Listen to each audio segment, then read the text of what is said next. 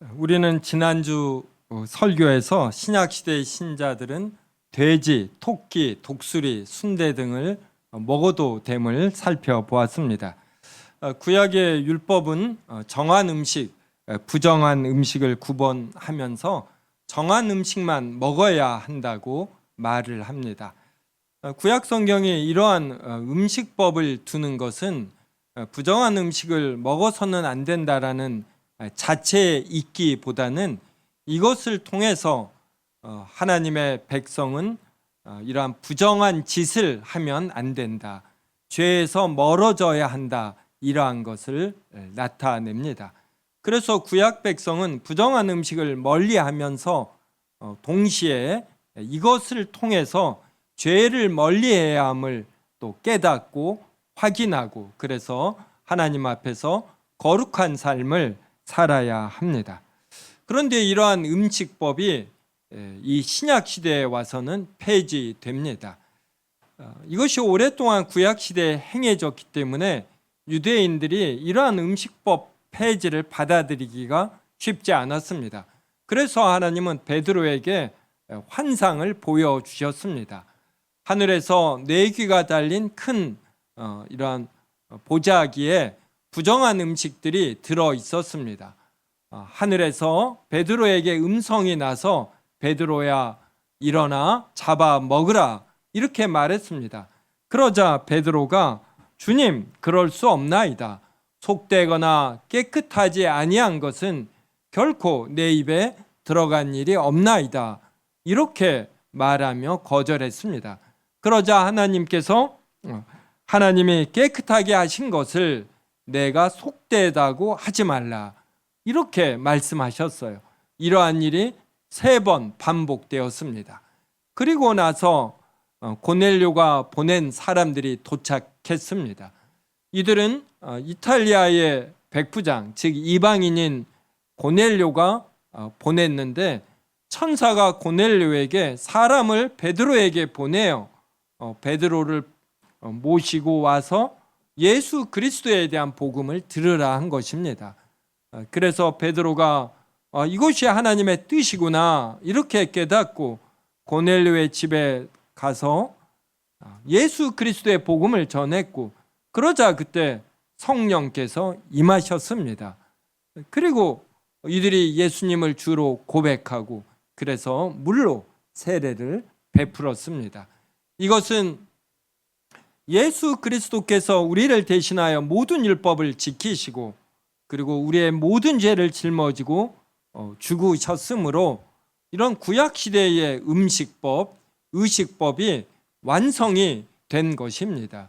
그래서 신약시대 백성은 예수 그리스도의 사역, 은혜, 고난, 혜택, 이러한 것을 신약 성경을 통해서 직접 보기 때문에 이제 더 이상 이러한 음식법을 지킬 필요가 없게 되었습니다. 또 구약시대의 음식법이라는 이러한 의식법이 존재하는 것은 어떠한 음식이 정한 음식이 되는가, 이 기준을 알려주기 위함입니다. 특별히 돼지, 토끼, 독수리, 또 개와 같은 음식이 사람의 위생과 영양에 나쁜 것이 아닙니다. 그러면 왜 이러한 음식들이 부정한 음식이 되는가? 이것은 하나님의 주권적인 뜻입니다. 그래서 이러한 하나님의 주권적인 뜻과 이유 없는 사랑이 구약시대 그 모든 민족들 중에서 유대인에게 임한 것, 이것을 나타냅니다. 이러한 하나님의 크신 사랑이 신약시대에는 모든 민족에게 확장이 되었습니다. 그래서 사도행전 1장 8절은 오직 성령이 너희에게 임하시면 너희가 권능을 받고 예루살렘과 온 유대와 사마리아와 땅끝까지 이르러 내 증인이 되리라, 이렇게 되어 있습니다. 그래서 예수 그리스도에 대한 복음이 모든 민족에게 전파된 것입니다. 오늘은 의식법 두 번째에 대해서 살펴보는데, 의식법이 지니는 가장 중요한 용도라고 할까요? 바로 예수 그리스도의 사역을 보다 더 직접적으로 상징하는 것에 대해 살펴보겠습니다. 오늘 본문 1절을 보십시오. 여호와께서 회막에서 모세를 부르시고 그에게 말씀하여 이르시되, 매우 평범해 보이는 구절입니다. 그런데 이 구절에서 회막이라는 단어, 이것을 한번 보십시오. 여호와께서 어디에서 모세를 부르시냐면 회막에서 부르십니다. 회막은 회자가 이런 모일회잖아요. 바로 하나님께서 이스라엘 백성을 만나주는 곳입니다. 이러한 일반 사회에서도 아무나 대통령을 만나지 못합니다. 대통령을 만날 어떠한 자격과 그리고 어떤 업무가 있어야지 돼요. 그러면 구약 시대에 누가 하나님을 만날 수 있습니까? 무엇보다도 거룩해야지 됩니다. 하나님은 거룩 자체이시기 때문에 죄가 있는 자들은 하나님을 만나는 순간에 그냥 다 없어집니다. 최근에 미국 나사에서 태양의 최단거리로 이런 관측선을 보냈다, 이러한 뉴스가 나왔습니다. 태양이 너무나 뜨겁기 때문에 어느 선을 넘으면은 우주선도 녹아버리는 것이에요. 하나님은 이 태양보다도 더 거룩합니다. 이때 이 거룩이라는 것은 어떠한 피조물보다 더 높은 질적 수준에 있다, 이런 의미예요. 더 높은 질적 수준이 도덕과 윤리에서도 크게 드러납니다. 그래서 사람은 하나님을 만나려면 깨끗해야지 됩니다. 근데 사람이 스스로 깨끗해질 수가 없거든요.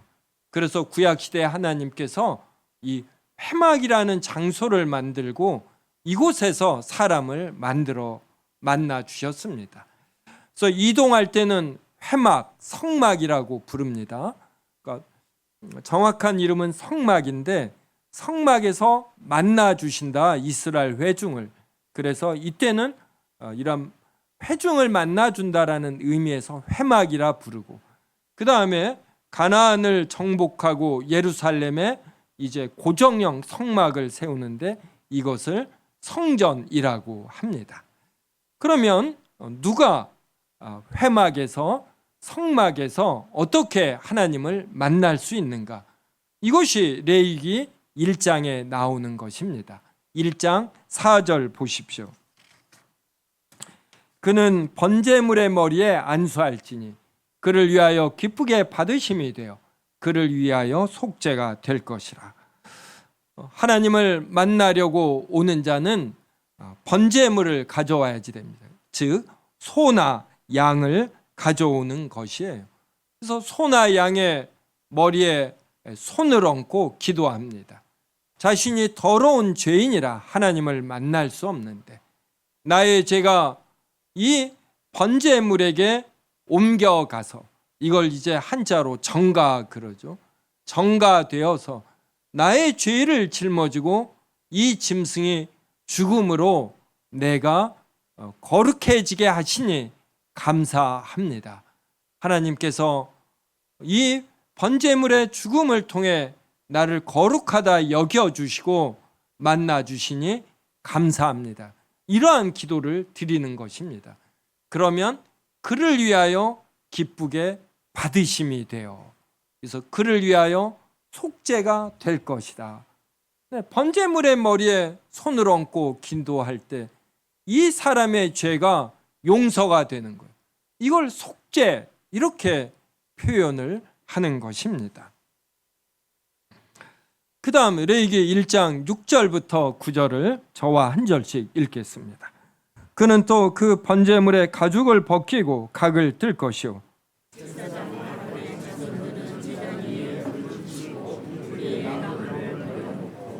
아론의 자손 제사장들은 그 뜬 각과 머리와 기름을 제단 위에 불 위에 있는 나무에 버려 놓을 것이며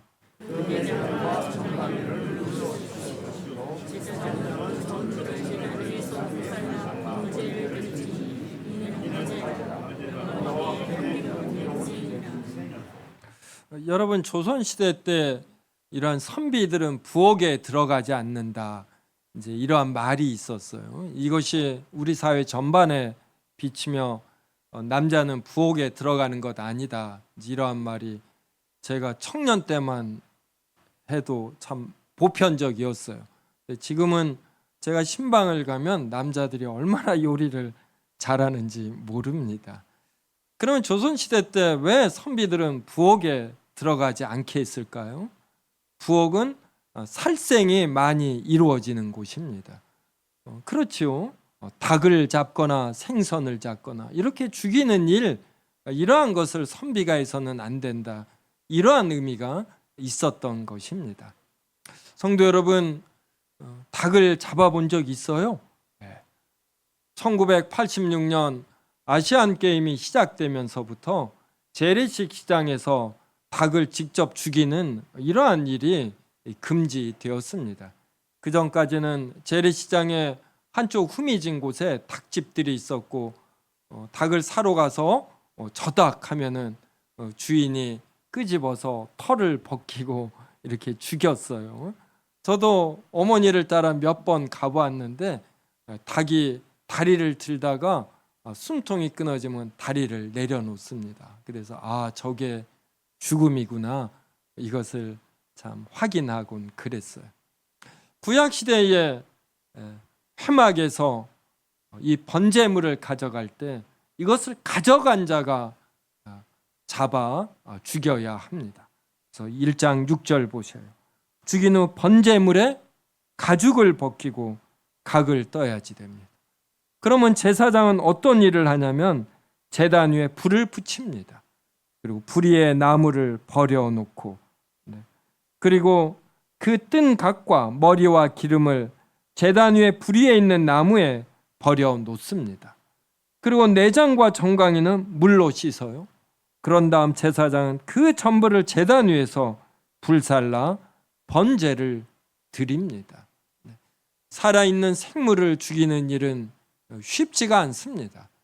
저도 요사이 벌레 하나를 잡을 때도 얘도 생명체인데 이 생명을 누려야지 되는데 우리 이 교회당의 위생과 건강을 위해서 부득이 죽이게 돼요.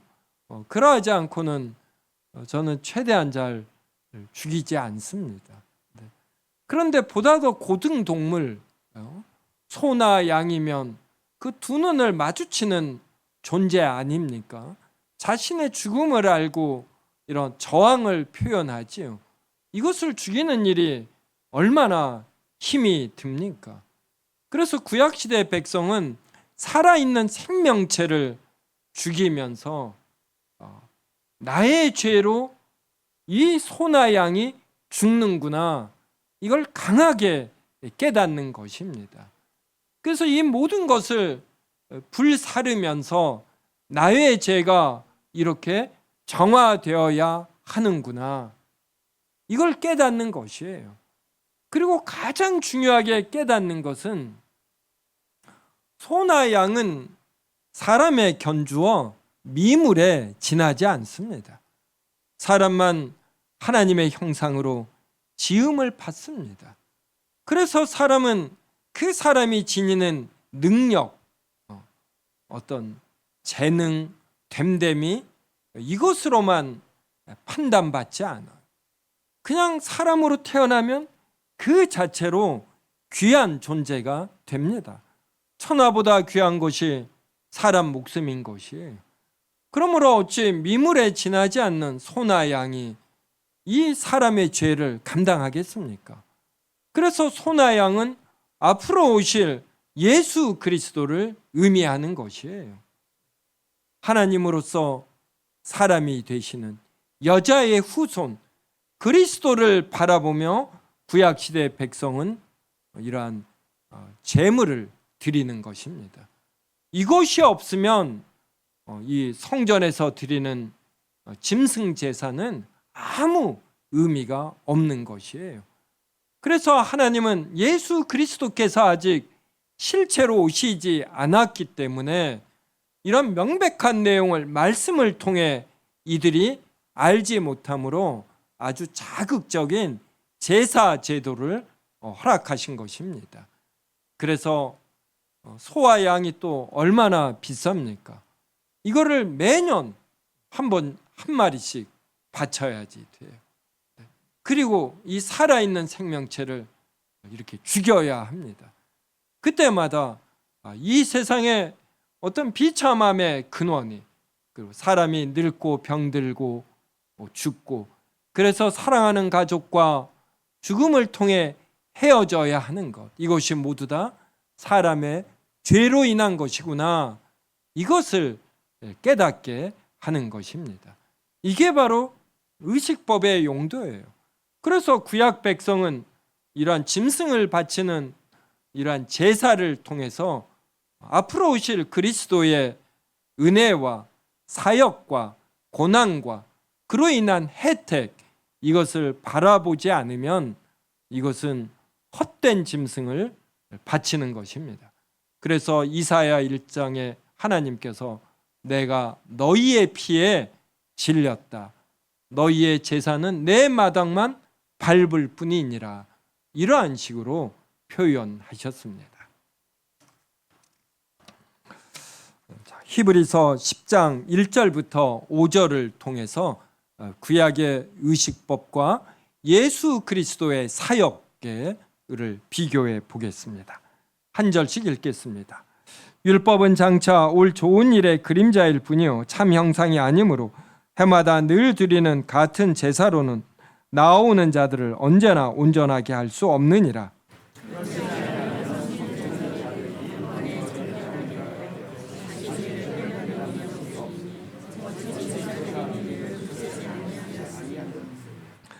그러나 이 제사들에는 해마다 죄를 기억하게 하는 것이 있나니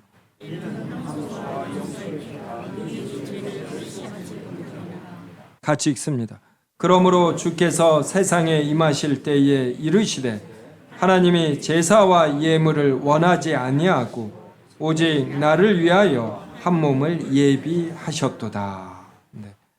자, 히브리서 10장 1절에 율법은 장차 올 좋은 일의 그림자일 뿐이요 참 형상이 아니므로 그럽니다. 이때 이 율법은 하나님의 율법 전체를 의미하지 않아요. 특히 하나님의 율법 중 십계명으로 대표되는 도덕법을 의미하지 않고 바로 이 의식법을 의미합니다.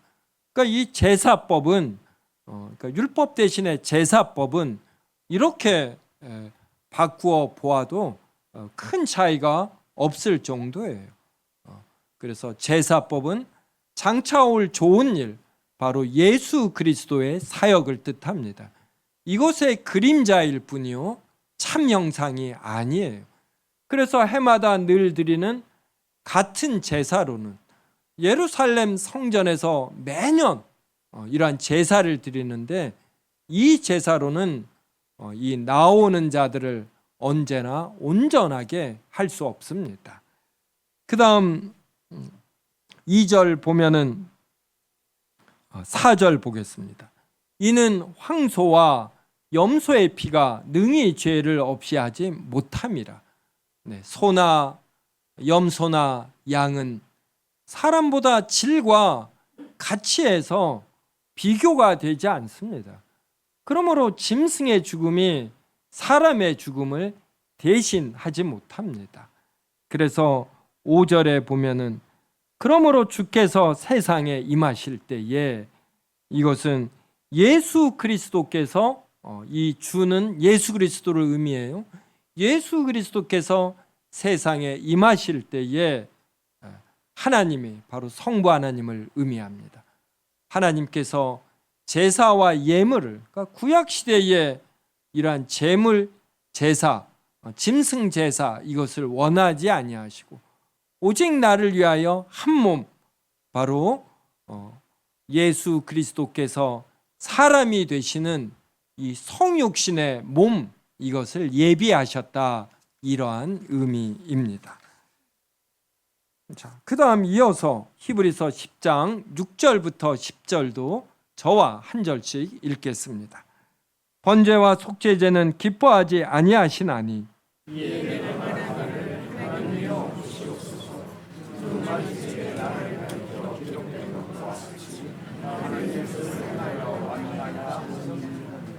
위에 말씀하시기를 주께서는 제사와 예물과 번제와 속죄제는 원하지도 아니하고 기뻐하지도 아니하신다 하셨고 이는 다 율법을 따라 드리는 것이라.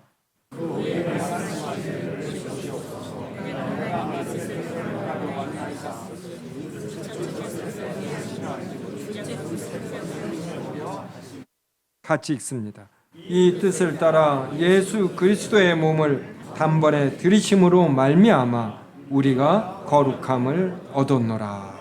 네. 6절 보면 하나님께서 번제와 속죄제는 기뻐하지 아니하셔요. 이것은 구약 시대에 한정적으로 하나님이 허락하신 것에 지나지 않습니다.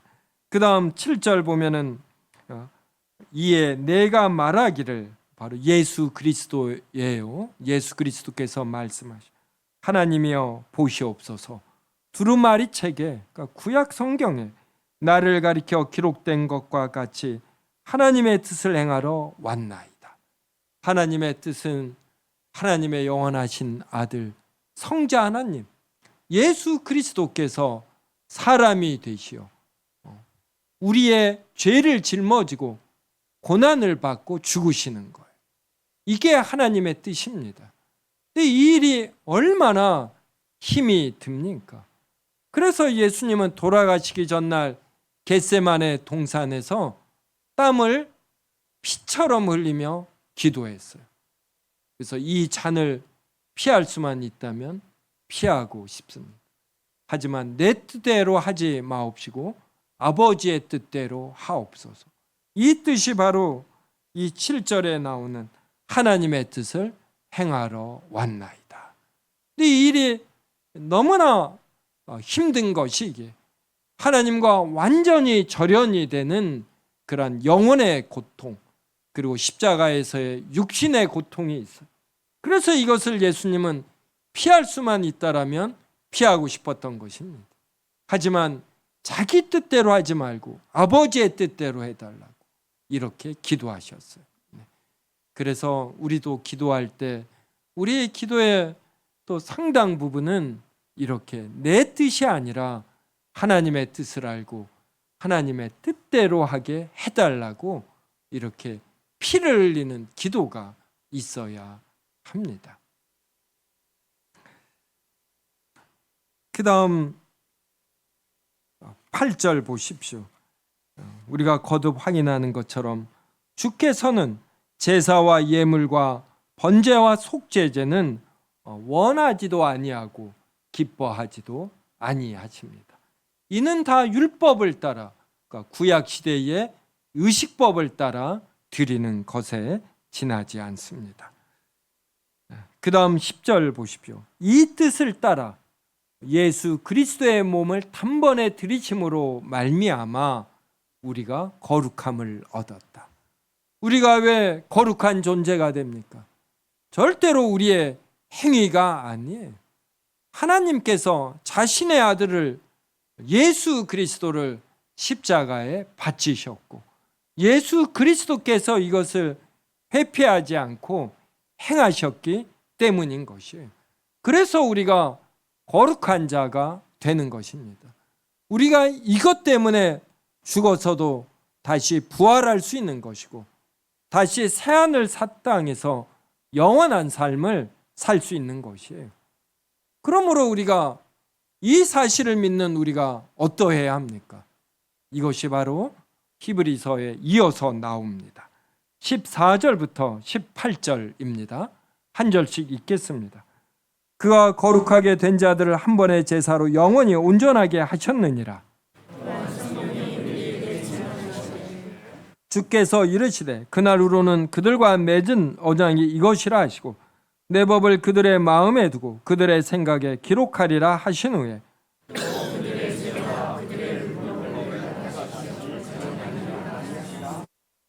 같이 읽습니다.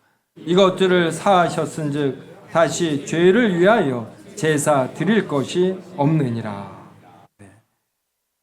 자, 14절 보면 예수님은 한 번의 제사로, 구약 시대는 매년 유대인이 예루살렘 성전에서 제사를 드려야 했어요. 근데 예수님은 하나님의 아들이시기 때문에 우리 모든 사람을 합한 것보다 어떠한 질과 신분에 있어서 더 가치가 있습니다. 그래서 예수 그리스도의 단 한 방울의 피로도 과거와 현재와 미래에 걸친 모든 사람의 죄를 사하십니다. 이것을 14절이 한 번의 제사로 영원히 온전하게 하셨다, 이렇게 되는 거예요. 그래서 우리는 더 이상 구약시대의 의식법, 이것을 지킬 필요가 없는 것이에요.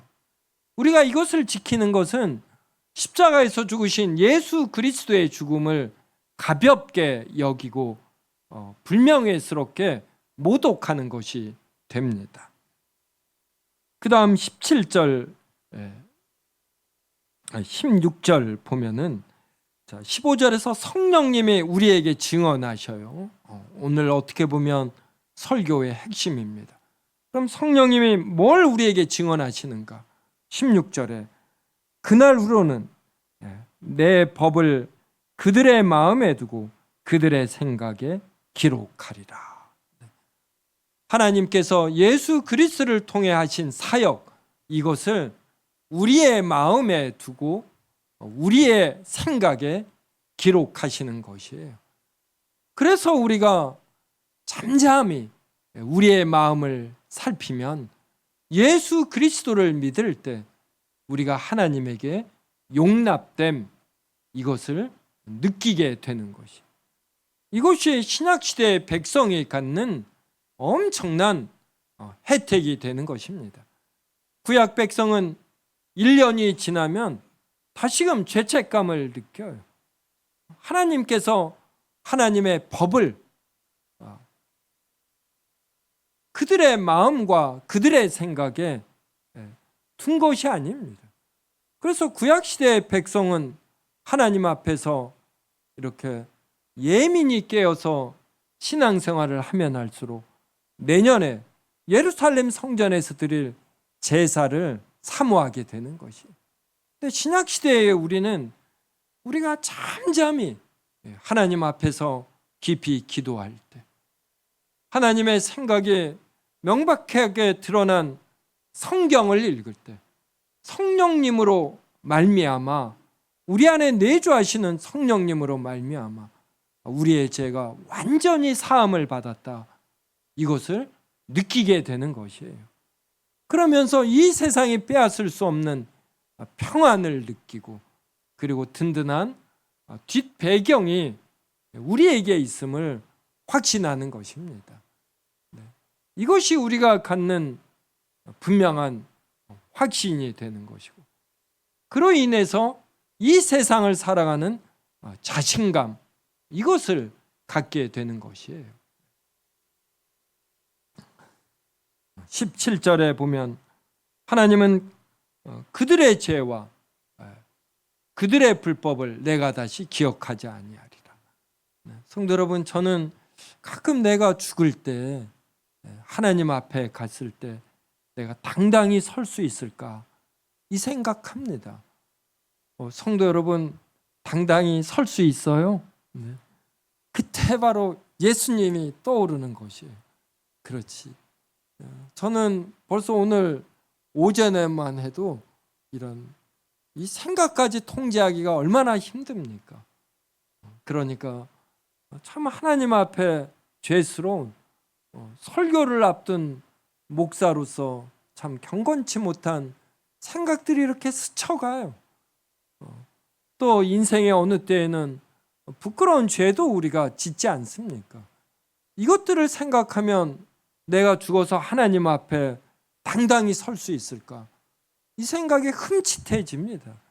근데 바로 이러한 성경 말씀을 인해서 예수 그리스도의 단 한 번의 제사로 인한 완전한 속죄, 이것을 인해서 하나님이 다시 우리의 죄와 불법을 기억하지 아니하죠.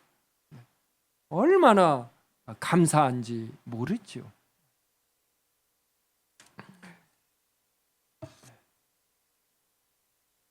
그러므로 우리가 어떻게 행동해야 합니까? 여기에 대해서 또 히브리서가 말을 해줘요. 히브리서 10장 19절부터 22절을 통해 우리가 어떻게 행동해야 하는지 확인하겠습니다. 한 절씩 읽겠습니다.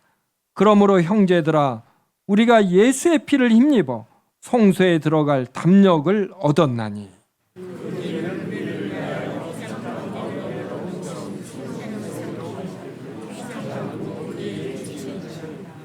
또 하나님의 집 다스리는 큰 제사장이 계시매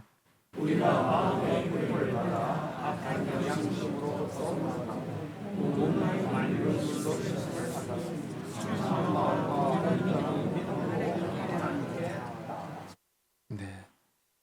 19절에 형제들아, 우리가 예수의 피를 힘입어 성소에 들어갈 담력을 얻었다. 이 성소라는 것은 예루살렘에 있는 성소가 아니라 바로 하늘나라에 있는 하나님의 보좌를 의미하지요. 네. 우리가 예수의 피를 힘입어 하나님께 나아갈 담력을 얻는다. 그 히브리서의 이러한 말씀이 아마 성도 여러분, 내가 죽었을 때 하나님께 담대히 설 수 있는가, 이런 생각을 해보신 분들은 이 설교 아주 깊이 이해합니다. 우리가 자신감이 없어요. 우리의 행위와 우리의 죄를 알기 때문에 하나님 앞에서 부끄럽습니다. 그런데 이러한 구절을 인해서 우리는 성소에 들어갈 담력, 이것을 우리가 갖고 있구나, 이것을 깨달으며 감사하게 됩니다. 20절에 보면 성소에 들어갈 담력을 얻어요. 그러면 성소에 들어갈 길이 있어야지 되잖아요. 그 길은 우리를 위하여 휘장 가운데로 열어놓으신 새로운 살길이요, 휘장은 곧 그의 육체이니라. 성도 여러분, 예수 그리스도께서 십자가에 죽으셨다, 이 표현이 마태복음, 마가, 누가복음 이런 등의 기록이 되고, 그 다음에 이어지는 기록이 뭡니까? 이게 누가복음 23장 45절 보십시오. 성소의 휘장이 한가운데가 찢어지더라. 그 다음 마가복음 15장 38절. 이에 성소 휘장이 위로부터 아래까지 찢어져 둘이 되니라. 여기에 이 성소 휘장이라는 것은, 성소는 제사장만 들어가고 그 다음 지성소는 대제사장만 1년에 한 번 들어갑니다. 그래서 성소의, 성전의 핵심은 지성소가 되는 것이에요. 이 지성소에는 아무나 못 들어가도록 휘장이 가로막고 있습니다. 5가지의 실로 짜 얼마나 튼튼한지 양쪽에서 황소가 잡아당겨도 찢어지지 않습니다. 그런데 이 성소가 아래에서 위가 아니에요. 위에서 아래로 찢어져요. 하나님이 찢으신 것입니다. 한가운데가 찢어져요. 그래서 이제 아무나 이 지성소에 들어갈 수 있다, 이 뜻이에요. 이것을 히브리서 10장 20절은 휘장은 곧 그의 육체이니라, 이렇게 표현을 합니다. 성전이 바로 예수 그리스도를 뜻하죠. 46년 동안 지은 이 성전을 너희가 헐라, 내가 사흘 만에 일으키리라. 이 말은 예수님이 죽으신 이후 사흘 만에 부활하신다. 성전의 핵심은 지성소에 있어요. 바로 이 지성소로 아무나 들어갈 수 있도록 예수님께서 이 휘장이 되시어 예수님이 죽으심으로 휘장이 찢어지는 것입니다. 그래서 우리가 하나님께 온전히 용납됨, 이것을 성경은 예수님이 죽으신 이후 성소 휘장이 위에서 아래로 찢어졌다라는 기록을 통해서 보여주셔요. 그래서 성전은 용도 폐기가 되었습니다. 이제 더 이상 성전은 필요가 없어요. 예수님의 단 한 번의 제사로 우리의 죄가 온전히 용서받았기 때문입니다. 그래서 21절은 하나님의 집 다스리는 큰 제사장, 예수 그리스도를 의미합니다. 그 예수 그리스도는 큰 대제사장이 되어서 자신을 제물로 해서 우리의 죄를 완전히 없애신 것이에요. 그래서 22절 보면 우리가 마음에 뿌림을 받아 악한 양심으로부터 벗어나고, 죄책감으로부터 벗어나고 죄에서 멀리하겠다라는 이러한 다짐을 우리가 하는 것이고, 몸은 맑은 물로 씻음을 받았으니. 그래서 오늘 유아 세례를 줄 때 이 물을 이용하는 것이요, 이 물은 예수 그리스도의 피를 의미하고 성전에서의 번제처럼 우리의 모든 죄를 씻어버리는 그 어떤 이 번제에서의 그 불을 의미하고, 그 이후 우리 안에 내주하시며 우리를 정결하게 하시는 또 성령님을 의미합니다. 그래서 몸은 맑은 물로 씻음을 받았으니 우리가 어떠해야 되냐면 참마음과 온전한 믿음으로 하나님께 나아가자. 성도 여러분, 예수 그리스도에 대한 이러한 분명한 믿음으로, 참마음과 온전한 믿음으로 하나님께 나아가야 됩니다. 오늘 예배 이후 또 집에 가셔서 산책하시거나 또 자신의 방에 있을 때 자신의 양심을 살펴보셔요. 하나님께서 분명히 하나님의 법과 하나님의 원리, 예수 그리스도를 통한 우리를 향한 큰 사랑, 예수 그리스도의 사역으로 인한 온전한 구원과 완벽한 용서, 이것을 우리의 마음과 생각에 기록하셨어요. 그래서 우리가 깊이 생각하면 우리 안에 내주하시는 성령님께서 성경을 통해 말씀하시는 이 놀라운 내용을 우리가 느끼게 됩니다. 그리고 확신하게 돼요.